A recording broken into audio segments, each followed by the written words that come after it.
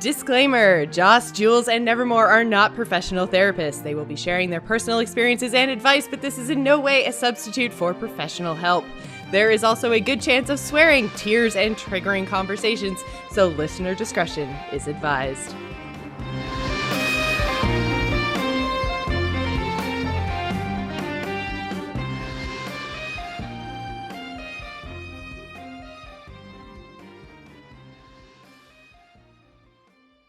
Hello, everyone, and welcome to the new episode of Slaying Demons, a podcast about facing your fears in life and being the best version of yourself. I am your host, Jocelyn, and joining me, as always, are my wonderful co-hosts, Jules and Nevermore. Hello, ladies. Hello, lady. Hi. Oh, you didn't go all, like, high-pitched and stuff. You're throwing me right off. I know. I was kind of watching Jules to see what she did, too, because we're almost really similar when we do it. I know. I figured I would mix it up a little bit, because usually I'm like, hello! And then, Yes. So I'll bring it back. I'll bring back the other one next week. Next week?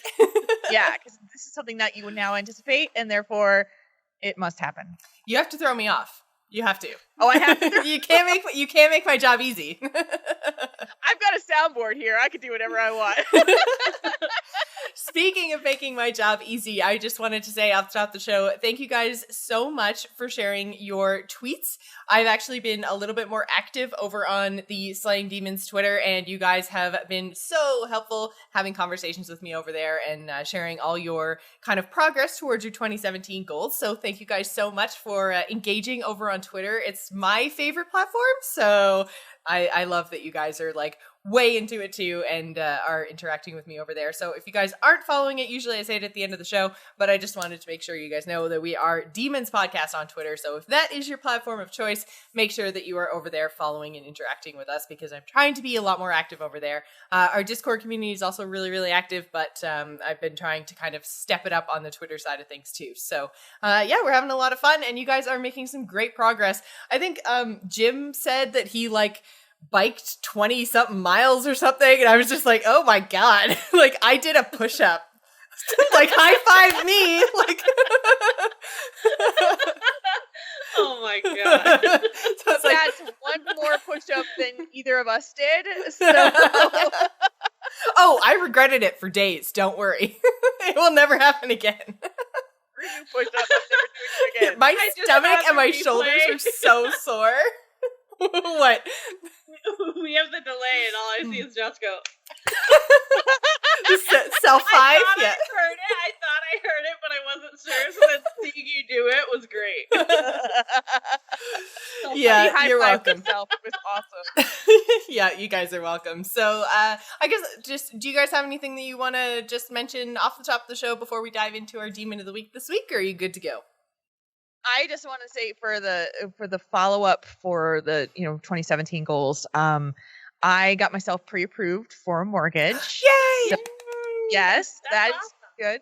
Yeah, I mean it was awesome to it was awesome to go, and then like the lender was like, she wanted to kiss me because because she's like, you have no idea how great go for it, man. You are. And because I had really good credit and I have no debt because I have paid off all of my debt finally, and I don't have a house, and I don't have a car, like I don't have a car payment, and it's like, so she was just like, I can't even tell you how wonderful you are. And that was so awesome. So I'm pre-approved. If there is an awesome place that I find that it's ready to go, I'm good. Good. So, yeah. So when are you're looking to move in kind of like early summer, right? Like June, July, somewhere in there? Is that, or are you on a month to month? I thought you were on an annual lease. Yeah, I'm on an annual lease. It ends in July. But the way that it works out, like if I break my lease before the end of the term, I have to pay like a $2,900, $2,700 penalty. Yeah. And I know it's really stupid, but when I look at how much money I pay in rent versus like what I would be able to pay in just monthly payments for a mortgage, insurance, that kind of stuff, depending on when the deal falls in there, I could actually come out ahead even with that penalty. Wow, that's crazy. It's that much of a disparity in terms of like rent versus mortgage payment. So So I've been looking. I did go to see a couple of places. There was one that I was super tempted by. But it's like everything that I would like in terms of location and the feel of it. It's in awesome shape. It only has one bathroom instead of two, and I'd really like two. And the kitchen was like super tiny, and I'm like, oh, geez. If I'm gonna buy a place, I gotta stick with what I'm really, really after. And well, that's the point, right? And you have a lot of time left still. You've still got, 4 or 5 months to kind of find something. So yeah, I would absolutely, since it's something that you're going to buy and probably going to stick with for years to come, I would make sure that it is like the place. Right. No reason to settle. No, and the realtor was like, we are in super quiet time. It's gonna pick up. Because basically nobody wants to move in January where the weather is complete crap. So I'd rather move in January than in the middle of summer. Exactly, like where you are. I mean, like everybody's like, "House on the market?" Yeah, and here they're like, "Screw that! I'm not moving out of my house because there's a foot of snow on the ground and ice everywhere." And the real estate market up here is really quiet for the same reasons too during the winter. So makes sense. Well, congratulations, Jules, on your pre-approval. I'm very, very excited for you. I want to like start looking for houses for you now because I'm just so excited. Like, I know I'm not going to do it for me for a while, so I just want to like go and look and be like, oh, Jules, look what I found. Yeah, don't look until you're actually looking, because I started doing that too, and I'm like, oh my god, this one's really great. Like, it had like a 3-car garage. 2 of the garages connected, one of them didn't, and the third one like was converted into some sort of like workshop studio thing, so it had all the outlets on the wall and like it was all set up, and I was like, oh, it could be a crafting room. I'm like, we're not ready. Damn it. Know. I know. Don't look early. It's so disappointing. It really is disheartening, so don't do it. I really Nevermore. I've done the exact same thing. Like when we moved to Cambridge, I was just like, oh my god, okay, well, I'm gonna, look around and see what the housing prices are like. And then I was like, oh my god, look at this one. And oh my god, this one's like backs onto like where we're currently living. So we could be so close to Grayson as he's growing up, and this would be amazing. And then I'm just like, these houses aren't going to be on the market for the next 2 years. And who knows where we're going to be living in 2 years. So Jocelyn, stop it, smack. Yeah. It's bad. Yeah. So yeah, we'll just help Jules. Like, yes. We'll send her listings and be like, look at this one. We'll send her available. Exactly. We'll spend her money. It's always more fun to spend somebody else's money anyways. Exactly. Like, this is our room when we both come to visit you. Yes. That's why I'm like, I want like a second bathroom for people to come visit. Like when my parents come and visit, that kind of stuff is like, that's kind of the important stuff. There is a house that's on the market right around here. And I swear to you, the house has not been updated since probably like early 1970. And you look at the decor and everything. I was looking at this. I showed this to Pat because it's right in his neighborhood. And I said, this is like a monument. It's like a preservation site. There's the wood paneling on the walls and the orange carpet. And like, I mean, it is truly out of the 70s. It was creepy. I'm like, oh man, who's gonna buy that place, right? So anyway, it's kind of fun to look at what's out there. Well, I'm very, very, very proud of you and excited for your adventure over the next few months. Nevermore, you have anything before we jump into our demon this week? No, I don't remember if I talked about it only to you guys or to everyone. I don't remember. But the dog at my work, did I tell you guys about that? Yes. Yeah. I don't remember if I talked about it on air. I don't think you talked about it on the show. I think you just talked to us in typey chat. So I have good news about that. So I'm going to say that really quick and then we'll go. Okay. Yeah. I don't know. That's the only thing I can think of. So before Thanksgiving, after BlizzCon, before Thanksgiving, when we got back, I work out of someone's house. There's a whole bunch of us that work out of the house. And there's a dog. Well, there's a dog and a cat, which I love both. But the dog is like my home away from home dog, so I love him very much. Anyway, so when I got back from vacation at BlizzCon, I'm petting him. Like, he listens to me all the time. I mean, he gets treats from everybody, but I love him. He listens to me. They say that I'm his, like, trainer, blah, blah, blah, whatever. So anyway, I always go up and I, like, touch his face and pet him and, like, rub his arms, like, more than just walking by and just, like, a quick pet, whatever. So I was, like, touching him right here, and I noticed, like, it was, like, baseball size, kind of golf ball size bumps, like, under his chin. That was after BlizzCon, so early November. So he's been doing chemo for it because it's lymph node something cancer. Lymphoma? Yes, that. Yes. And there's 2 types, and his is the severe type or whatever, which is good. But so he's been doing that every week or so, every other week. He's been doing okay. He's in good spirits. I think the fact that since he's in a house where there's people all the time, and it's not his people are leaving and gone for 8 hours and coming back, I think that's playing like a huge part in him doing better. But we've been getting really good news that he's not done with it yet, but the doctors keep saying all his numbers are really, really good, and that like he's reacting well to his treatment and all that. So that is something that's been like really weighing heavy on my heart. And so good news now is I'm very excited about it. So, yay, puppy! Because I love that dog. Because they're like, if you hadn't found it, he wouldn't have had like very much time left, like maybe a couple months. And I'm just like, I hated being like, hey, it's right before Thanksgiving. Like your dog is really sick. Like I felt guilt. Like I know that's stupid, but I felt guilt about it of telling them that I found something. And she's like, no, if you hadn't noticed it, like who else would have noticed it? And like, because also he was swollen behind like his knees, but who would have noticed that? Like on his face is different. Well, and I know you mentioned how like you felt guilty for telling them, and the reason that we had been talking about it is because it wasn't just that guilt that you were feeling. Like you were also like feeling a little bit of guilt for being away at BlizzCon and not noticing sooner. So I mean, there was a whole lot of guilt I remember associated with this whole event. So I'm glad that it's working out well, and I'm glad that you're finally realizing that like. If you hadn't caught it when you did, then, maybe no one would have. So, it's not your fault you were away on vacation. Exactly. And, like, I knew that, like, from the second I started thinking that, but it's just, like, I couldn't not feel that way. Like, it was just, I was on both sides of the fence at that point of, like, this is stupid. Like, why am I feeling like this? I know it's not my fault, but I felt it anyway. So it was hard to get through or whatever. But, so he's doing really, really well. And I like that.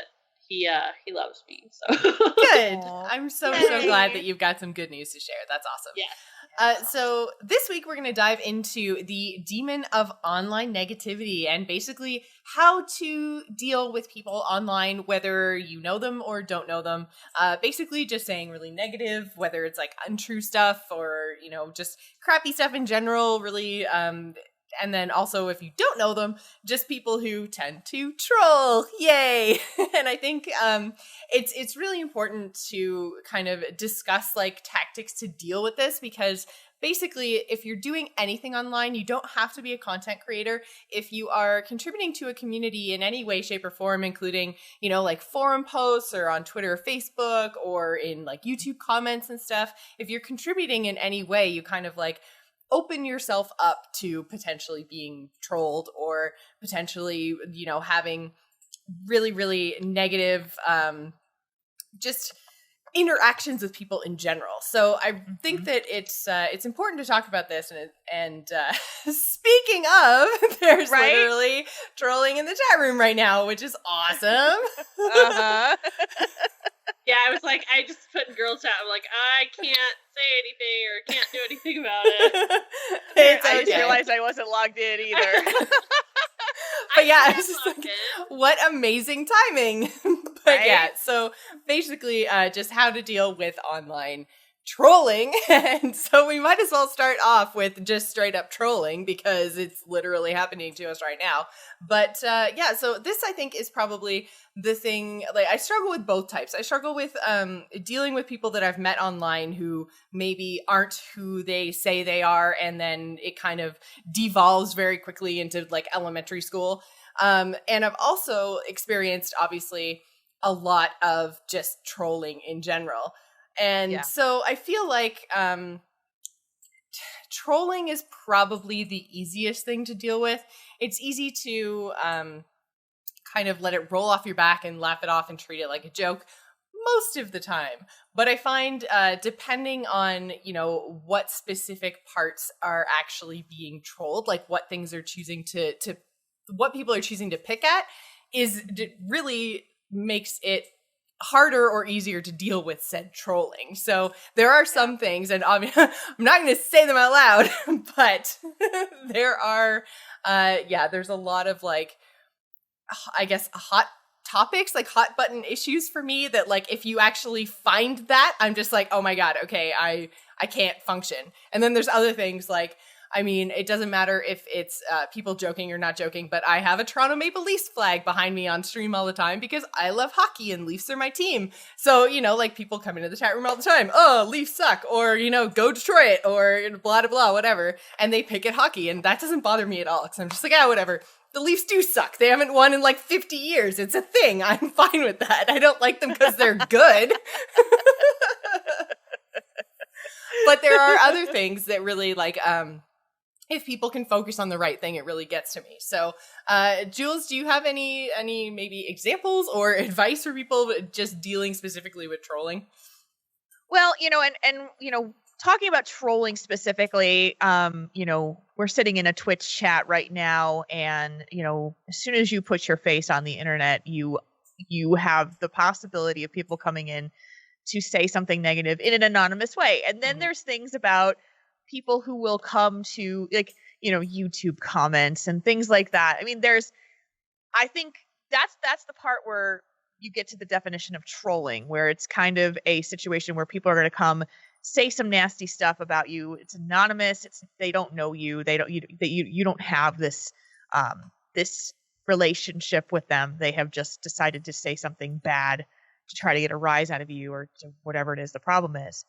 And I had a real tough time in the beginning of doing this type of work to deal with that, because I come at this from a place of positivity, and I come at this with the intention to try to help people. And some people just don't care. They just, you know, I have been called everything.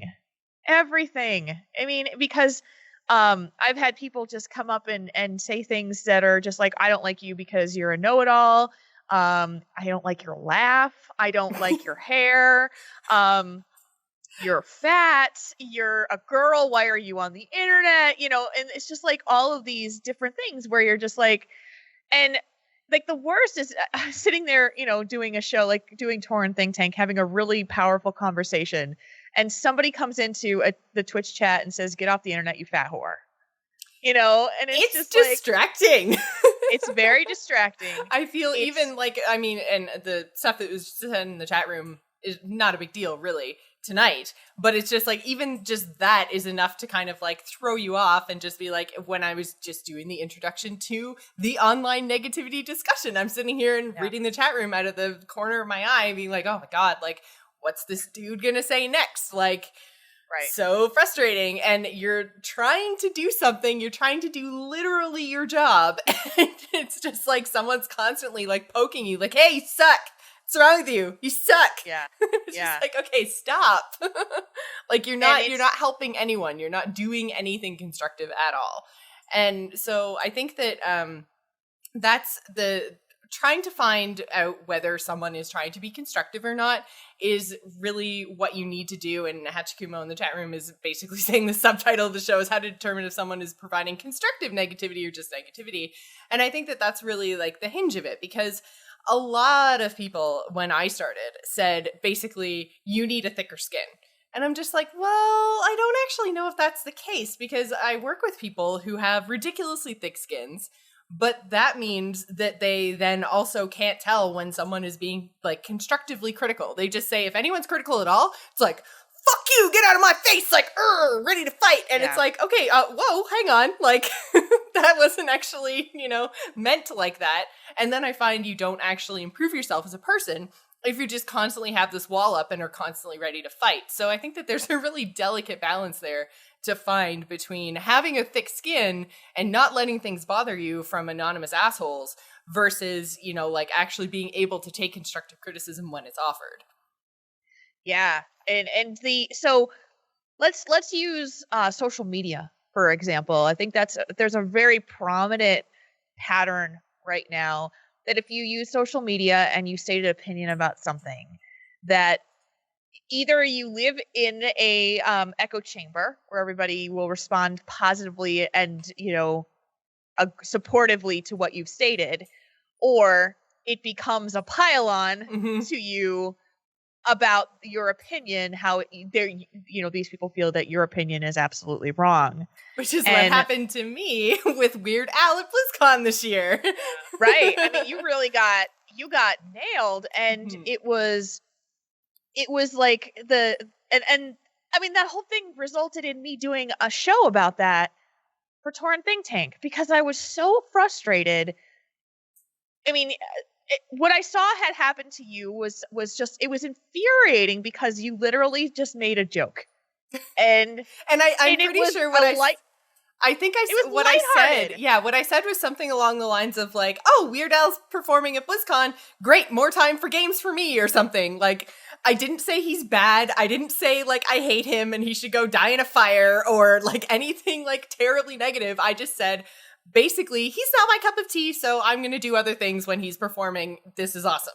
And everyone was just like, you don't like Weird Al, like, give me your geek card, and you don't belong at BlizzCon, and grr arg. And I was like, what? Yeah. I got pissed, because I was like, you did not deserve that. And I think that, and these are people that, some of these people that were saying these things, I was like, where did this come from this person? Like, good so Lord. Much anger. Yeah. And in some cases, they were even people that I considered friends. And they were just like, the hell's wrong with you? We're not friends anymore. And I was like, that's extreme. And I think that that's kind of the crux of it too, is that the internet itself and social media is just moving so much further towards extremes that like you can no longer just say like, oh, you don't like that thing? That's too bad. That's a thing that I like and I'm really looking forward to it. It's like you either 100% agree or you 100% disagree, and there's no gray anything. It's just extreme, extreme, extreme. And so therefore you're getting these like tweets and these Facebook posts and stuff from people that are just like super duper either positive or negative one way or the other about your post, because it's everyone's so extreme now that even people you wouldn't expect it out of, that's the way it's working now. It's like everyone's working in absolutes. I have a story of something that happened to me recently. Have either of you seen the movie Dave with Kevin Kline? It's a movie about the presidency. The president has a heart attack, and in order to cover up the fact that the leader of the country was sick because he actually had a heart attack while he was sleeping with his like mistress, they hired this impersonator to take over the job so that. And it's a comedy. It's a silly comedy, but it turns out to be. I was so confused. Well, so this movie is about, Kevin Kline, like the actual president is a real jerk, a real terrible kind of dude, and they hire this like super cool, like, totally not politician guy to take over the job, and he winds up turning the country around. And it's like this comedy story.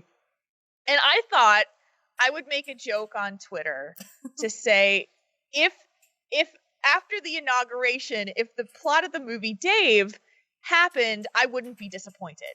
And I got dogpiled by people who said, how could you wish death on anybody? How could you, like, but he didn't die, did he? Death on him. Well, at the end, spoiler alert, the president actually gets taken off of life support and dies, and then. So then Dave just be the president?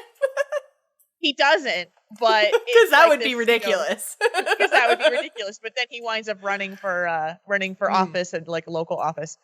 But it's I thought I was making this joke, and these people just were like, "Rawr!" And I'm like, "Oh, I'm deleting this tweet, okay?" Because I had the intention of saying one thing, and they thought I was saying I wished that the president-elect would die in office, and how would I wish death on anybody? And I wasn't saying that. I was thinking, wouldn't it be cool if there was like this brand new Donald Trump that came out that was an amazing human being? Like, that's the plot of that was the point, movie. Yeah. Well, I think a lot of that is the text-based reality we live in has a lot to do in it.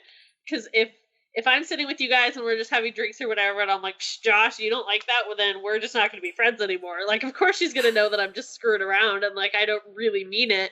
But even if people you kind of know respond, it could come across as not being funny or a joke, and it could be like you get upset about it. Like there's just tons of different things that could happen from it being a text comment versus even a real comment. I mean, I know people could jump on those too, but like part of the whole just jumping on the bandwagon thing, Joss said in Discord for our raid, she said something about the Hearthstone stuff when it was coming out and it was new. And people were giving her shit about it. I'm like, she can be excited about it. You guys don't have to say anything. If you don't like the game, move along. Like I didn't call him out and be like an asshole about it, but I was just like, you don't have to piss on it. Like it's part of her job, number one. Number two, she honestly likes it. So go away. Well, and the thing was, like, I wouldn't have said anything except for people in raid the night before had been talking about it and had been excited about it. And so I was just like, oh, guys, here's another, like, it just came out today and stuff's available now and blah, blah, blah, blah, blah. And, you know, like, because it had been talked about the night before. But yeah, I mean, like, and sometimes you're right, Nevermore, it's, because things are text-based, it is very, very difficult to read tone into a text-based comment. And oftentimes it's like you're kind of projecting your view of that person onto their comments, right? Like, so for instance, when I was still working in the office, I could get the same email content from two different people, but like the IT woman that I worked with all the time, who was awesome, I would read that one way. And then like my boss, who was a giant bitch, like she was a terrible, awful, negative person. So they could send me literally the exact same sentence and I would read them two totally different ways just because I really disliked my boss and didn't think that she was really just a positive person. Like I never got any positive anything from her. So, you know, like versus the person that I really liked and got along with really well, I'm just like, oh, well, she would never send me something negative. So then, you know, like those tones I was reading into those emails, regardless of the content of the email. So, and I think specifically for Twitter, at least, or like anywhere where there's like short kind of conversations, I do it in Discord, I do it on Twitter, I do it on text messages between like friends or with Matt or whatever. If I'm joking, there is a winky face. Like, yes. Make use of your winky faces, people. They are very, very important. Because then I could say, like, Jules, you're a giant bitch. Winky face. And she knows I'm kidding, even though it's in text. But, you know, and just, there's a level of the relationship that you have as well.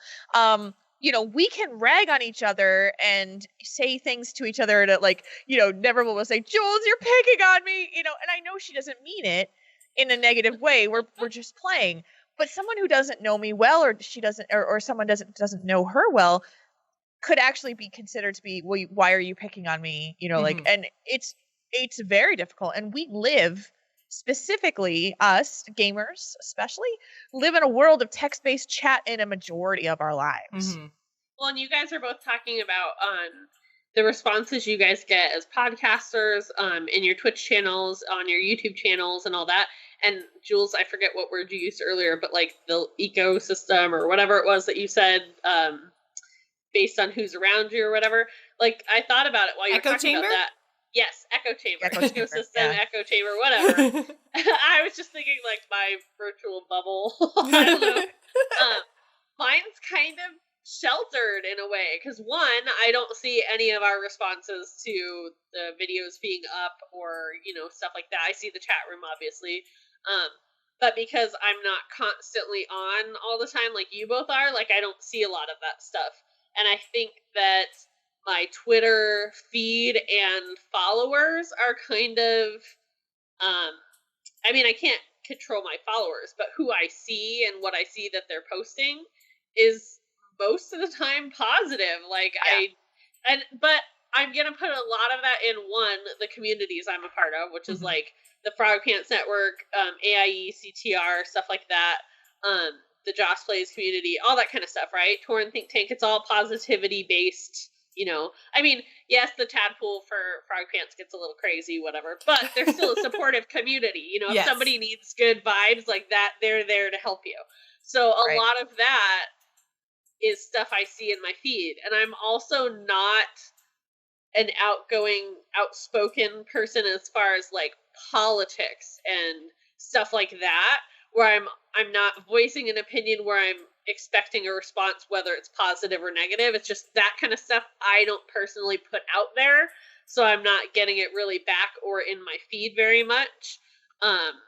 Not to say that like I don't get negative interactions and stuff. I would say I get more, not necessarily in person, but I guess compared to my online stuff, I do get more interactions that are negative in person. Like, I had people comment on my hair when I was at Michael's a couple years ago, just shopping, doing nothing, and these two moms or whatever, their kids are running around the aisles. I heard one of the ladies make a rude comment, and I kind of looked and just death glared them because I'm like, that's really rude. Like, what are you teaching your children? Like, to just be an asshole to somebody else that you just saw. But it was funny because, like, I saw him, I kind of looked at him, and then I went in the other aisle, and they were in the next aisle, and they're, like, staring at me again. I'm like, hello! Like, move along! But just between, like, that and conventions, you get a lot of digs of just, like, oh, I could make that. You'll hear somebody tell somebody that, like, you can make that, whatever. It's like, first of all, like, my parlor beads, they're kids' craft supplies. Like, I'm not gonna hide it and be like, this is my personal thing. I made this. Like, you don't know how I did it. Like, it's not a secret. If somebody comes up and asks me, like, I could tell them, you know, it's parlor beads. I melt them like you normally do. You add a bow to the back or a clip to the back. Boom, done. You know, other stuff is harder, but it's just like, you hear a lot of that. Like, oh, you could do that. You have those at home, which is fine. Kids, go make your own stuff, you know? But how many of those people are really going home and making their own things? Not very many. Well, and it's so rude to walk up to a crafter's booth and be like, oh, I can make that myself. It's like, well, then why are you here? Yeah. Well, and it's actually, it's really, it's funny that you bring that up because that happens a lot, whether it's YouTube videos or whether it's streams or whatever. Like, you get so many people that say, oh, I could make a better guide than that. Oh, I could play better than that. Oh, why are you doing this? Because I could do better than that. It's just like, okay, well, if you don't like the content, then go make your own.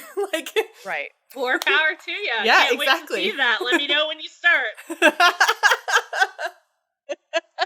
You just kind of, I mean, and there's a lot where I'm sure that it's hard to let it go. Like, Jules, you were saying sometimes you get trolls that pop in and say, like, really horrible, rude, negative things.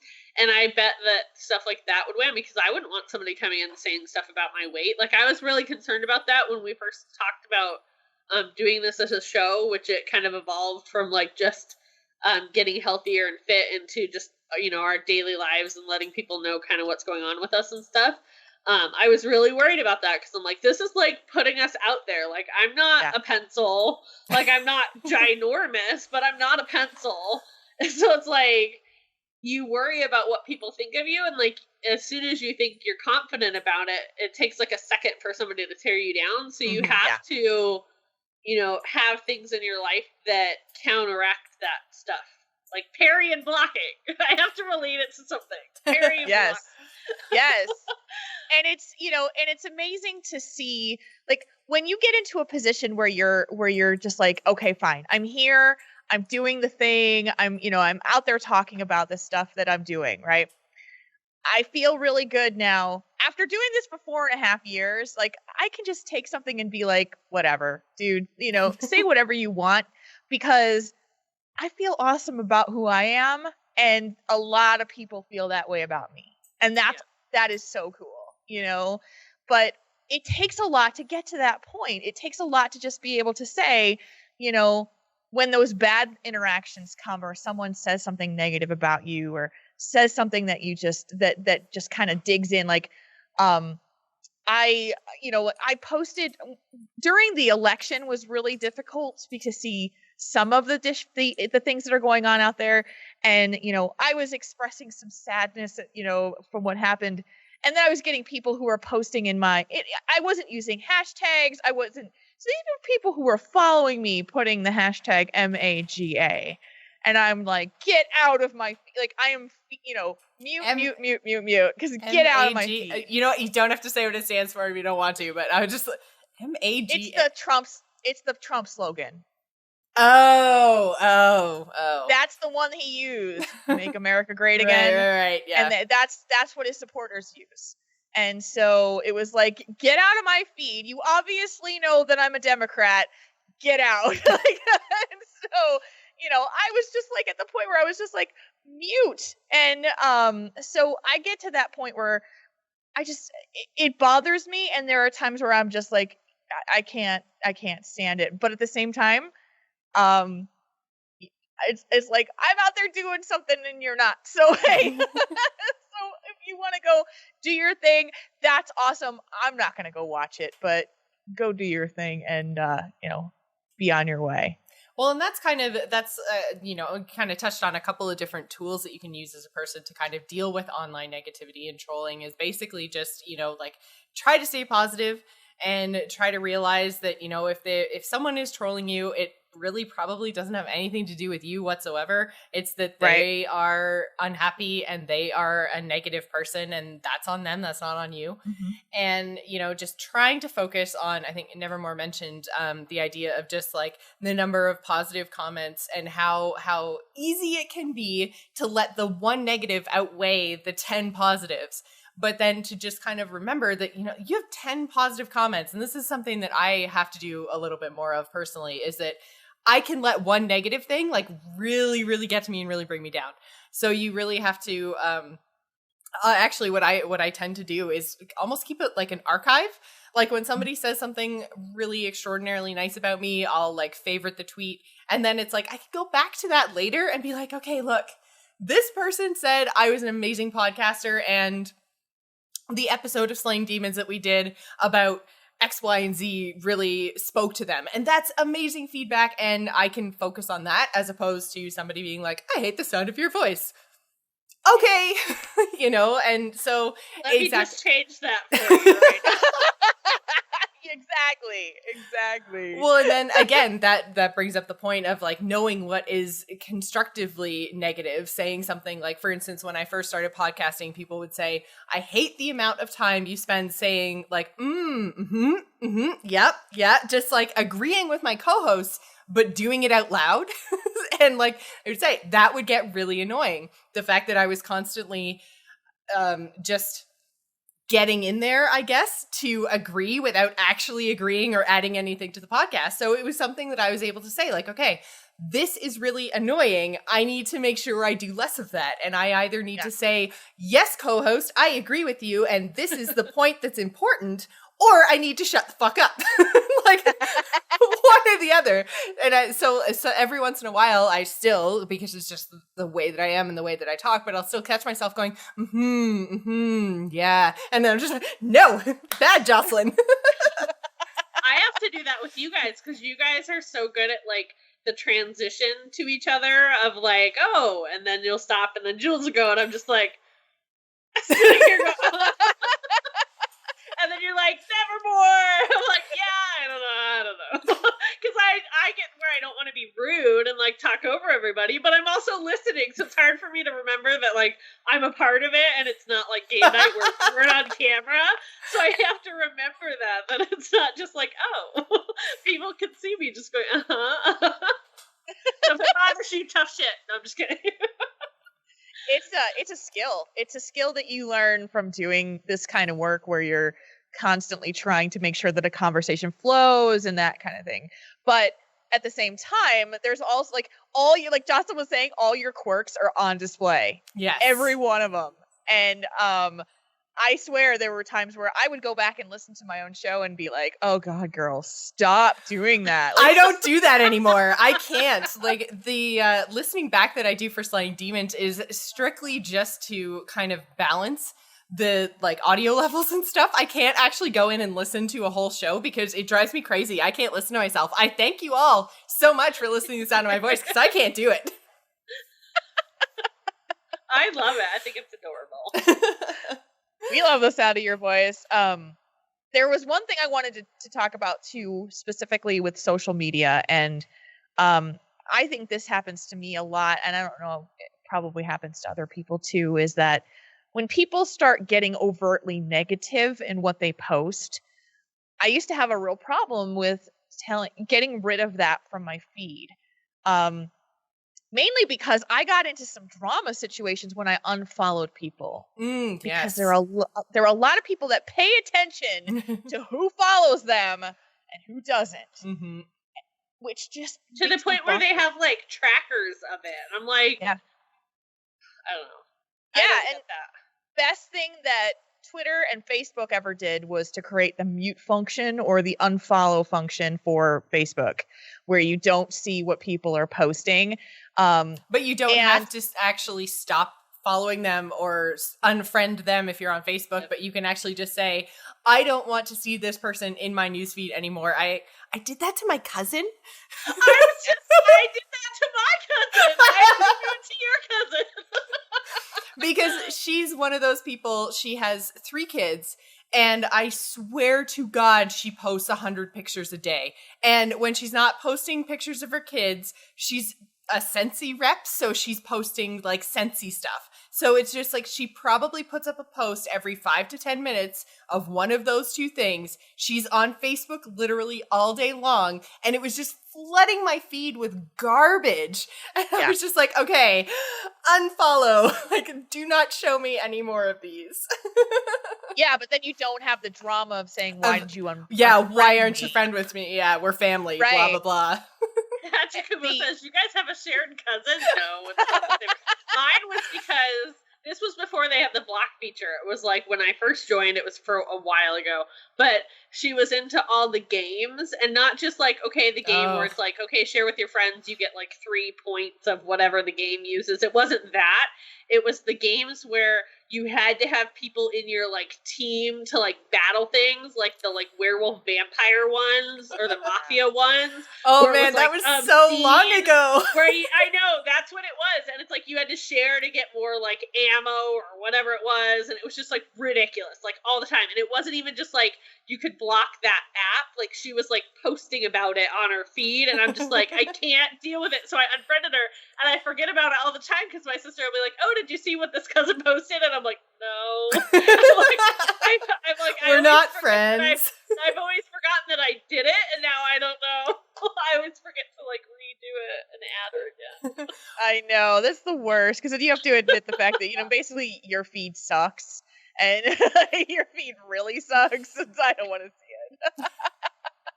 But that kind of brings us to just the idea of how do you deal with online negativity when it's people that you know, when it's not just random trolls on the internet, because, you know, like you have to kind of just in a lot of cases get by that. But like, how do you deal with it when it's actually people you know or people who you interact with on a day-to-day basis, whether it's in your guild, whether it's on your Twitter feed, whether it's, you know, through comments on your videos or your stream or your chat rooms or whatever. What do you do with people that you either know in real life or have interacted enough that you have a level of familiarity with them, but they are just constantly negative? And sometimes it's like outright negativity. Sometimes it's just like, sub tweets, which is like the bane of my existence. I hate that people talk like that. But just the idea of being overly negative all of the time about everything. How do you go about dealing with that when you actually know the person? I will mute their asses. I don't care. I don't care anymore. I have done it to family members. I have done it to people who I've hung out with in real life, and suddenly they've just changed. You know, there's someone who I used to do some work with in the past, and after the election, their Facebook feed was atrocious. Like, it was out of control. Like, I couldn't take it anymore. And I just muted them. Like, I took it and just said, you know, I'm not following this anymore. I'm sorry. I can't do this. And because it's not, unless it's truly a conversation that I feel like I need to have with someone that I have a relationship in that level with. But for the most part, it's like, look, I had to take the initiative to realize that my social media feed is mine and I don't have to answer for it. It doesn't matter if they're a family member, friend, whatever it is, it's yours. Which is a really, really good point, because I know I've had that problem before, and you know, it isn't even necessarily people. Sometimes it's like news outlets that got too sensational, or just anything about your online experience that is making it negative. It is your online experience. And ever since it's been probably about the last month or so, I've been a lot freer with the mute button. And I used to be very much a benefit of the doubt person, which I think Hachikuma mentioned earlier on, is that should we just practice the benefit of the doubt? And I realized that that was actually hurting me a whole lot more than other people. It's like, yeah, I would like to assume that you didn't mean it the way it came out, but the amount of apologizing I'm doing for other people is hurting me, because I'm just like, I'm taking these things all really, really negatively. And especially if I go back and look at your timeline and you're just negative to everyone, I'm just like, okay, that's it. Like, and my threshold for muting people is now a lot lower. So if I have even a hint of you're being an asshole, then I just mute you, and it's glorious, because then I don't have to see it anymore.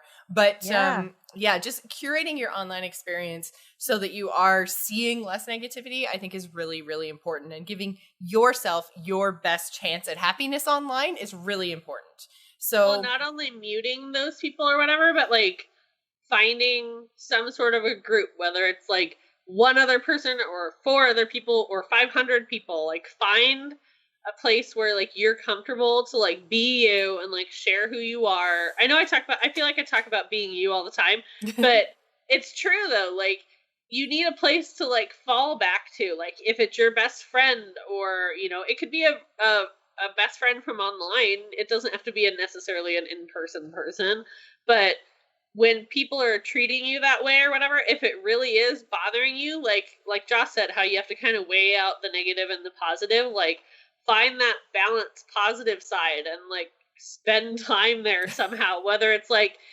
just being happy and spending time with a person, or, you know, taking time for yourself and like, you know, doing something that makes you feel good. Like you have to take those steps. Like don't just let it eat away at you.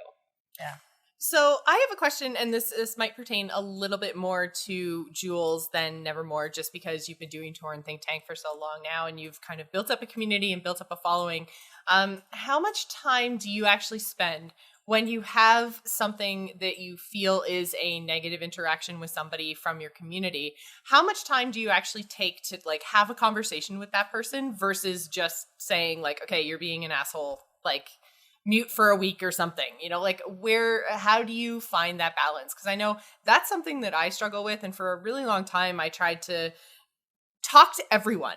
Like if someone was being a jerk, I'd be like, hey, you're being a jerk. Like, do you realize you're being a jerk? Do you realize what you're saying? Do you realize how that's coming across? This is how I would like you to talk to me, treat me, whatever.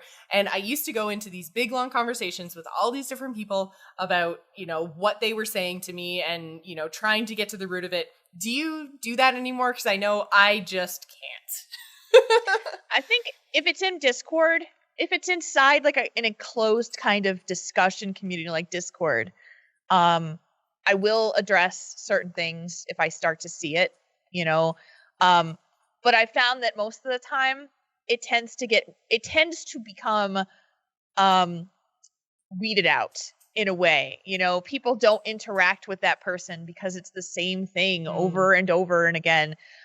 We have in our Discord server for Triple T, we have a support channel asking for support. And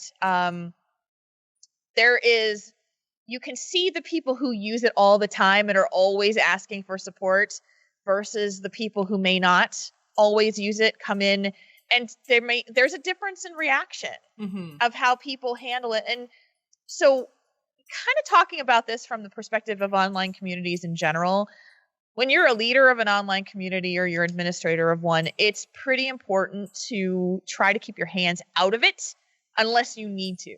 Like I found that the community polices itself pretty much. So, but there's been people who have been part of the Triple T community who I've talked to, like been in the chat room during live shows and that kind of thing. And all of a sudden over time, their Twitter starts to get more and more like, I'm basically using my Twitter to bitch, you know? calling out a company for being being slow for their service, or I'm subtweeting about my family because they're obnoxious, or all this stuff. That's an interaction between me and that person, or and I'm just going to say I'm going to mute you because I don't have it's not up to me to tell someone how to behave. Yeah, that's true. It's just not. And so unless it becomes turned on me in some way where someone is actually coming and saying things to me, 9 times out of 10 though, Joss, I'm going to just mute them before I would actually call them out. Mm. Well, Because and I think that's, I was kind of thinking, not even necessarily just people being like subtweety and negative overall in general to the general world. I'm talking about like people actually coming at me saying like, at Joss Plays, blah, blah, blah, blah, blah, blah.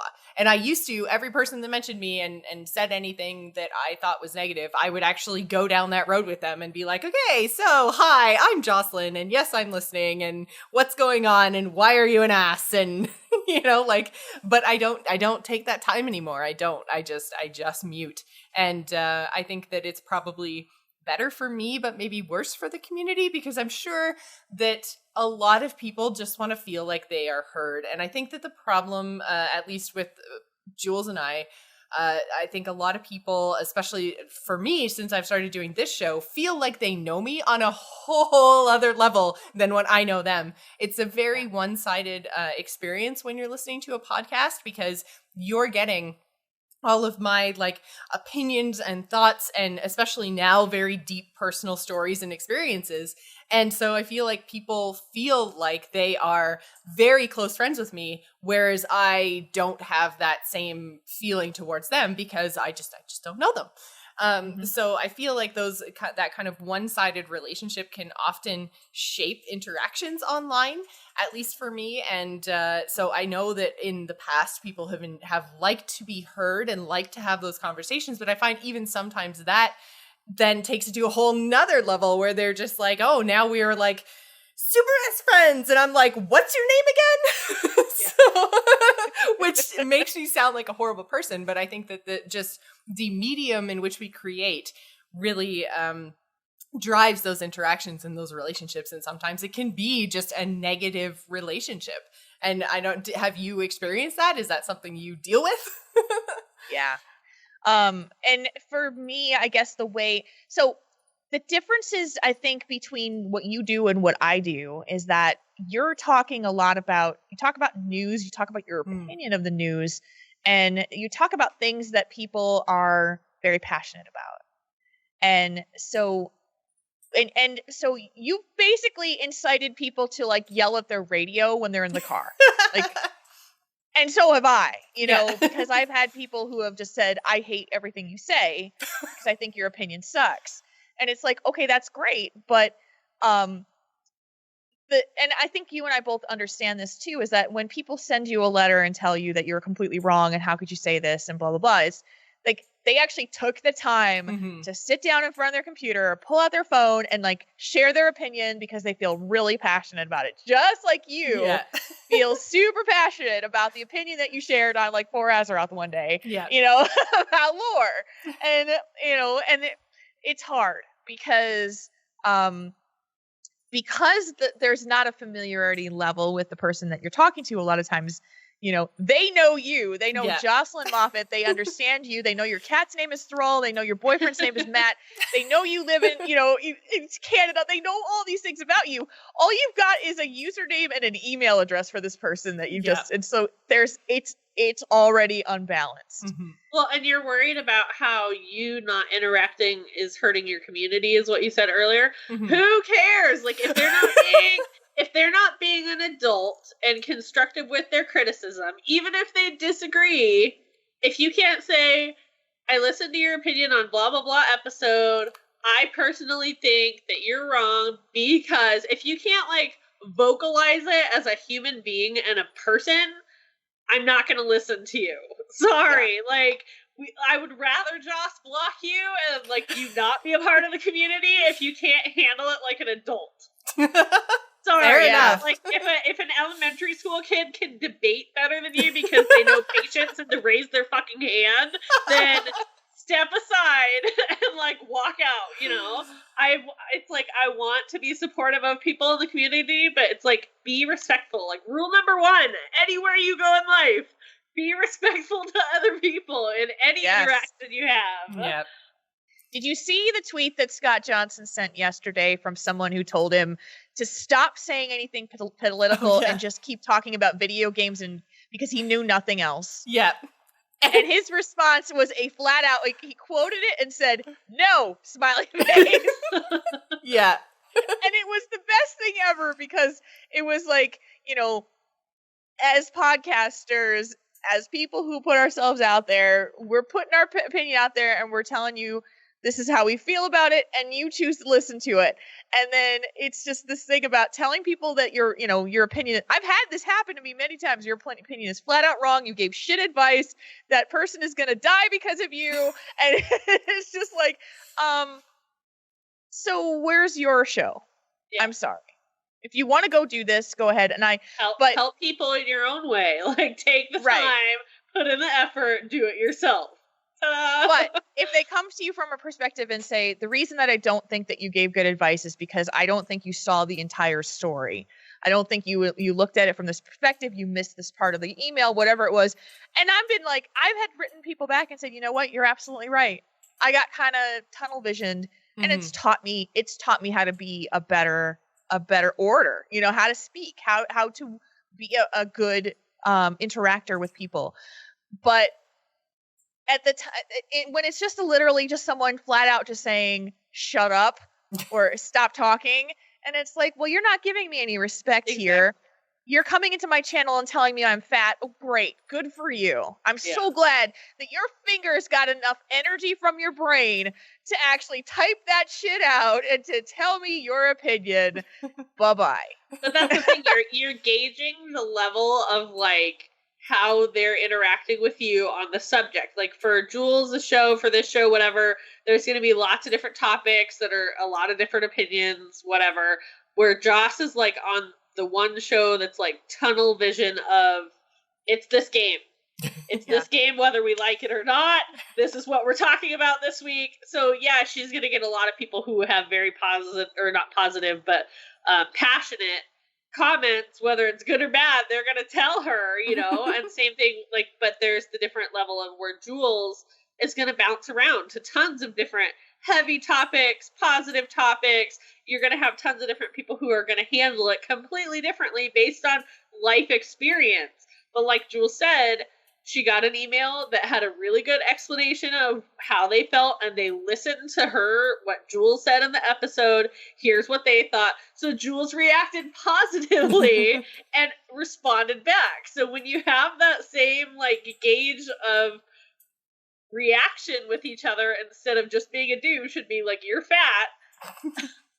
Yeah. Grow up. It has nothing to do with the context of anything.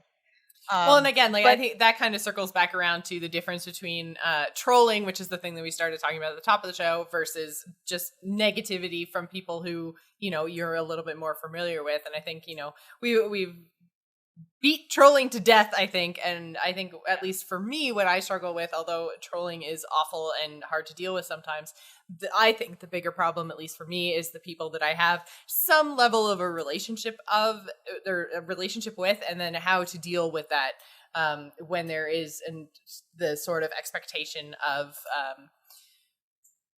interactions in the future. You know, like that it's not just like cut and dry, you're a troll, get out of my life. Like it's that, okay, I know you are a cousin or a friend of a friend or a listener who's in the chat room all the time or, and there's like, I'm going to have to deal with this person on an ongoing basis. Like, how do I go about doing that? And I think that's like the big difference between like the two kind of types of online negativity is the amount of familiarity that you have with the person that's doing it. And yeah, so I think we're pretty much out of time. So do you guys have any last final thoughts on this whole demon, or are you pretty much done? I don't know. Just one thing I wanted to talk about too, real quick. There's still a visceral reaction. I like you feel that stomach drop thing that happens when you see something that comes in your email that's like negative criticism. Like it will always happen to me. It will never stop. Like, I will read it and I will break out in a cold sweat and I'll go, oh God, oh God, oh God. And then I will rationally come back to it and say, okay, just get over the emotion of it. But there's a physical reaction that happens when you get criticized. Like, do you have this? Do you guys have this? Yes, absolutely. 100%. Yeah. And it's always happened to me from the time I was in school, and it was teachers being like, you got a B instead of an A, and it's because you sucked at this one part. It was just like, ow. Yeah. I get that from, what's it called? Like, superiors, like Joss said, teachers, but like my boss, like that's what's triggered. That's where, I mean, I've known that I've had like small anxiety things, like the whole hands in your pocket and the stowers thing with Ben, like ever since we started dating, little things like that. Like I've known that, but I've understood my reaction more to like anxiety attacks and stuff at work, because it was me and my boss and how he's handling things, and he doesn't really explain stuff, and he expects these giant projects, but there's not enough time for it, where my brain is like OCD trying to figure it out, make it work. I don't want to disappoint and like let down, and I want to do what I'm supposed to do. So it's like all these different factors. So I totally have that where I can, like, I feel it, like my body's reaction of like, holy crap, like this isn't, like, I don't know what to do. Like, I start to, like, panic, because I'm like, I can't do what I'm supposed to be doing. Like, what's happening? Yeah. And Hachikumo just said teaching evaluations from students, that shit will get you. Like, that'll break you out in a cold sweat when you read someone that criticizes your behavior or the fact that you have this tick or whatever it is. Hey, somebody said I cackle laugh, so let's just point that out. Screw you guys. I think about it all the time now when I laugh a lot, and I'm just like, you know what? Fuck it. Like, if that's how I laugh, that's how I laugh. It's a great laugh. Shut up. And it came from you guys, so I think it's funny.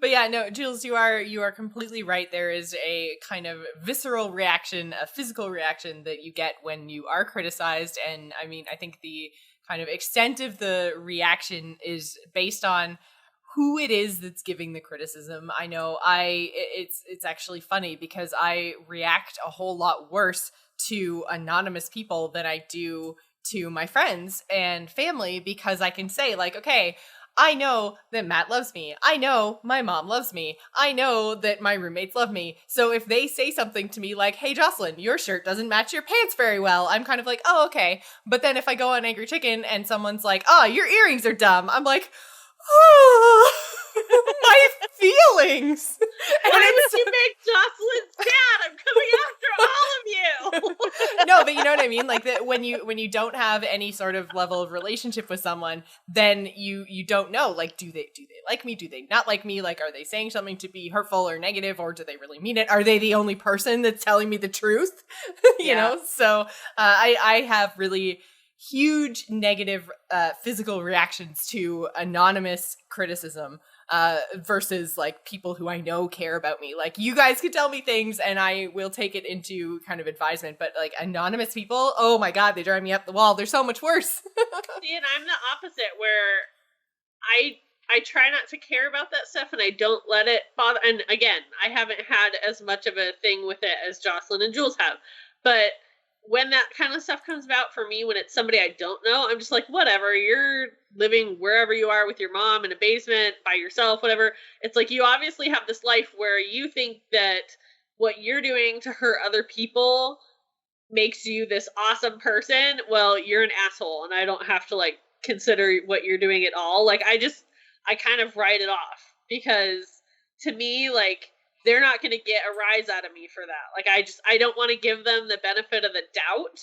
of thinking that they got me for that. And I mean, on occasion, like, somebody will say something mean, like in Overwatch or whatever, or like sometimes I'll get upset if I think somebody's like criticizing me for like something in Raid or whatever. But again, it's the whole, you know them versus somebody who's completely anonymous, where I react differently than Jocelyn. I'm just kind of like, whatever, screw you. Like, I'm not going to give you the satisfaction of being a dick. Sorry. Yeah, definitely. Fair enough. Well, I think that's going to do it for us this week. Thank you guys so much for listening. A reminder, next week is going to be our recap episode. So we are putting the call out for your problems, because our recap episodes really do hinge on listener feedback. So send your emails into demonspodcast@gmail.com, or alternatively, you can join the conversation at discord.gg/jossplays. There are 2 different channels for slaying demons. There's a PG channel, and then there's an 18+ channel, because we want to deal with everything, but people may not necessarily want to see your rated R problems. So if you guys want to join in the conversation, I very much encourage you to do so, as well as going to our Twitter, which is @demonspodcast, and sharing your progress towards your 2017 goals, because I think it's really important to keep everybody focused on what they are doing to try to make themselves a better person, which is the whole point of the show. So, Jules, why don't you tell everyone where they can find you on the internet? You can find me at Jules RPG on Twitter. You can find the other show that I do, which is Tauren Think Tank, and that is on Twitch at twitch.tv/Tauren Think Tank, which records Thursdays at 8 o'clock Central. This week, we actually have we have a different show going on. We have a guest on from the Victor Sanctum podcast, but he's coming to talk about his own struggles and dealings with depression, anxiety, and suicidal ideation. And it's going to be a really powerful episode, I think, because our guest Ryan is being very, very brave and coming out to us to talk about his experiences with mental health and, not getting it treated for a long time, and what it's like to finally feel like he's got control over it. So in any case, that is Thursday at 8 p.m. Central. Come check us out. Excellent. And Nevermore, where can folks find you online? Wait, Jules didn't talk about her thing that's happening. Oh, gosh, yes. It doesn't happen until next weekend, but I'm going to PAX South, and I will be speaking at 2 different panels talking about online communities and how they form and how they function in the psychological sense, and also talking about embracing your nerd power and how you can be very proud of the fact that you're a nerd and you really smart people. So we're doing 2 panels. If you are going to PAX South, make sure that you come by and let me know, because we're gonna have a really, really cool time. We're also doing a meetup when we're out there. So that is actually next weekend. I can't believe I leave next Friday. Holy crap. So glad to be going to Texas. If we can't actually go to Texas and see your amazingness in person, is there a way for us to watch the panels or listen to them later after the fact? Yes, we are going to be recording them on site. I don't think we'll be able to stream them. I don't think PAX is going to be streaming them. So we will record them video for YouTube and the audio and put them up on our feeds. So most likely after we get home, all that stuff is going to go up online. But if you aren't there, it'll be a little bit of a delay, but we'll get it out there. Awesome. I can't wait to hear it. I'm so proud of you for doing panels at PAX. It's so cool. Okay, Nevermore. Now, is it okay for me to throw it to you now? It's okay now. I'm just really excited about Jules doing that. So I'm like, I want you to tell everyone. I keep forgetting. Thank you. Which is funny because I'm the most forgetful out of all of us. And it wasn't even in notes or anything. That's how much I love Jules. Anyway, you can find me on Twitter. I'm at @QuotedNevermore. And my Etsy is still in the works. Sorry, I know it's been forever. And it's funny because how forgetful I am. It's saying the stuff over and over again each week. It reminds me about procrastination and making time and stuff. So I'm really focused on writing it in my journal of these are my things I need to do. So it's baby steps towards that. So I'm getting there. But anyway, my Etsy is geekasylum.etsy.com. Excellent. All right. So you can find me on Twitter and Twitch. I'm at JossPlays. You can also check out jossplays.com for links to everything that I do. That is also where episodes of this show post. And I am proud to say that we are all caught up finally. Yay! Yay! Yay! I was having a super huge issue where it wasn't letting me export audio from Premiere from the video recordings into Audition, so I couldn't do any of the audio editing. But then I did all my updates, I reinstalled some stuff, I restarted things all over the place, and I fixed it. That's the big point, is I fixed it. So Good job. all of my audio software issues are over, and so you guys should be getting regular posts again. I do apologize that we had such a backlog of shows, but we are all up to date now on both iTunes and on YouTube. So thank you guys so much for bearing with me. Again, on Twitter, we are at Demons Podcast. The email is demonspodcast@gmail.com. And the Discord is discord.gg/jossplays. So thank you guys so much for listening. and we will see you next week. Bye, everybody. Bye.